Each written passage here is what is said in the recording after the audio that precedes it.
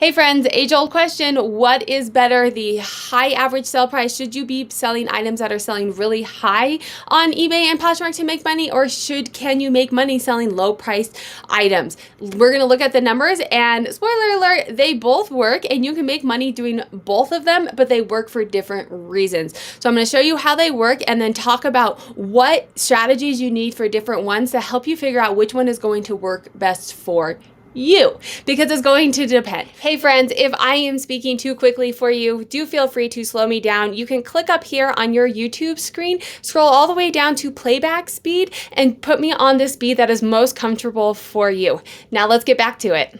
So let's go ahead and take a look. We are looking at the platinum formula for resellers. If you're new to the channel, this is a Google spreadsheet that I have made so resellers have access and information to make strategic decisions about their business. This is one of the ways that they can use it. I'll link a playlist up here of many other ways that I use this spreadsheet in my reselling business. It's linked down below. It's a one-time purchase. You can update all of these numbers to your heart's desire to figure out how to make the money that you want to make based off of your numbers and your business and your strategies. So let's start at the very top. If you're new to the channel, I'm going to go over the golden formula for resellers real quickly, or a refresher if you follow me. Golden formula for resellers. Once we put a formula to how much money we want to make, then we can manipulate this formula and help us figure out how to make the money. Scenarios like this, lots of different things. Obviously, I'm a math dork, so you guys don't have to do the math behind this. The spreadsheet is going to do it for you, but I want you to kind of understand exactly what's happening. So over here on the left side, you have your gross revenue. We're looking strictly at the golden formula right now. Your gross revenue, your top number, how much items are selling for, how much money you're bringing in. Your gross revenue is made up of your sell-through rate, which is how many items you've sold out of how many that you have for sale, your active listings, how many items that you currently have listed on your platforms, and then your average sale price. These numbers make up your gross revenue. And once you know these numbers, you can manipulate and play with them. So we're coming down here and we're looking at our golden formula. And I'm going to set up two scenarios, one that has a high average sale price strategy and one that has a high volume, low average sale price strategy. You're gonna see that you can make money doing both of them, right? So we're set up right now looking at average sale price of $15. So let's say your average sale price is $15. You can only find inventory for $15. People say you can't make money. This is a test scenario. You can put your numbers in, but $15 average sale price. Active listings, you have 1,000 active listings for sale, but because your items are lower and you find good inventory and they sell quicker, your sell-through rate is 17%. This is making you $2,550. Now, you can increase these numbers and say, I want a bigger store to see how much gross. Not the purpose of this video. I want to show you now what happens if we change these numbers to a high average sale price model. So we're going to change this to $50, but what tends to happen when you have a $50 average sale price is you're going to have a lower sell-through rate, right? So let's think about things that are selling for $50. For me, I'm in women's fashion.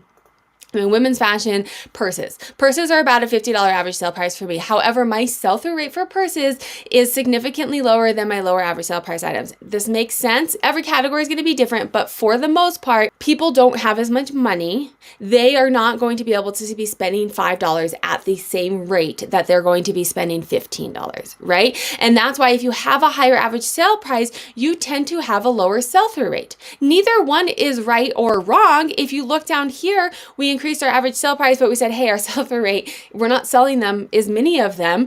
We're still making $2,500. So in both scenarios, you are making $2,500. One is a high average sale price, $50. One is a low average sale price, $15. Two very different strategies, both doable, but for different reasons. So now let's look at which one is best for you. Both of them work. There's not a good or bad. It's going to depend on what you have access to, what strategies you have, what knowledge you have, right? So we're going to say our high sell-through rate is going to be our low average sale price, right? You are selling a lot of items. You have a high volume, high sell-through rate model, or you have a high average sale price model. So in doing this, we're going to look at, this is the Golden Formula Strategies download. This is like a PDF on my website. If you want access to this, super helpful in helping you make strategic decisions about your business. For the sake of this video, I'm looking at the two different models. If you are a sell-through seller and you want that 15% sell-through rate based off of, that's a pretty high sell-through rate depending on what categories you're selling in, it's based off of a lower average sale price, things that you're doing to get that sell-through rate. You're running sales, you're running offers, you're doing promotions, you're working on your SEO, you're cross-listing, you're a volume seller, which means that you probably have a lot of items in your store and you need to find in-demand inventory, right? And so if you want to be, hey, low sell-through rate, the benefits, or high sell-through rate, low average sale price, the benefits to this is it's easier to find inventory. It's easier to find inventory in general. It's easier to find inventory that sells for $15 if you can find it for a high sell-through rate, right? But there's many more items out there to find that sell for $15. If this is the inventory that you have access to, this is probably the better strategy for you. If you are a high volume, low average sale price seller, you are a high volume. You are listing a lot more, you are shipping a lot more, you are taking pictures of a lot more, you are sourcing a lot more. If those are your strong suits, those are things that you enjoy, those are things that you like, those are things that you have processes and knowledge around, the high volume is probably better for you. If you have access to store more items, that's probably the better strategy for you. Now you say, okay, I want higher average sale price model, right? Both of them can make money. We're looking down here on your average sale price.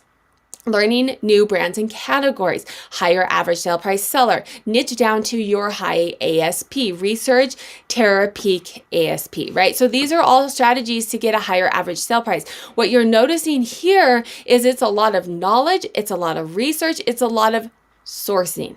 You're likely going to have to be spending a lot of time sourcing to find that one item that's going to spend for $50.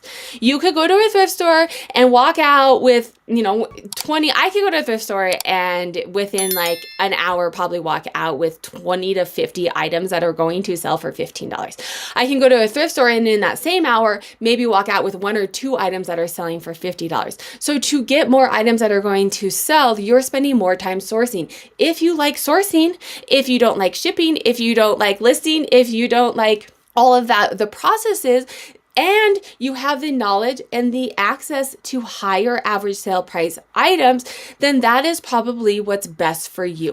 So one more thing I want to touch looking at the net to keep in mind. This is going to be dependent upon your sourcing strategies.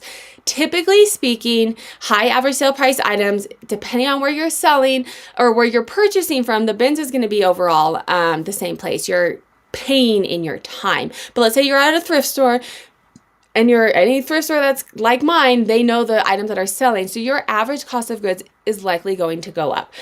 So you do need to be mindful of that. Let's say your average cost of goods is going to be $7. Your net is going to be a little bit less, right? So just be mindful of your cost of goods as you go into that as well. I want to note one more thing because this has to do with your active listings you need and how many listings a day that you need to do, right? This goes into the different strategies. If you are making $2,500 and you say, hey, I'm going to stick with a high average sale price category, I want to make $4,000 and by 6 months I want to be there. What you will need to do, you need to have 1,600 active listings to be able to make $4,000 with this strategy. Now, let's change that.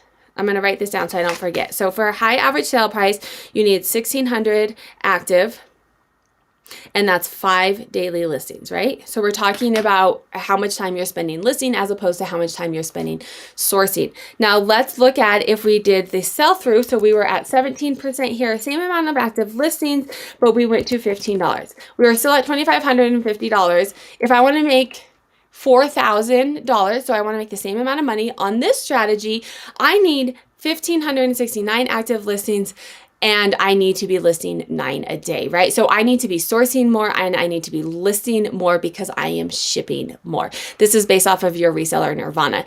Quickly, if you guys don't have this chart and you want to look at this information for you, you can also come over to the weekly planner and then it will update your goal number here and you can track what you've listed. It automatically updates all of this information for you. And I do have a listing challenge accountability group on Instagram to help keep you accountable.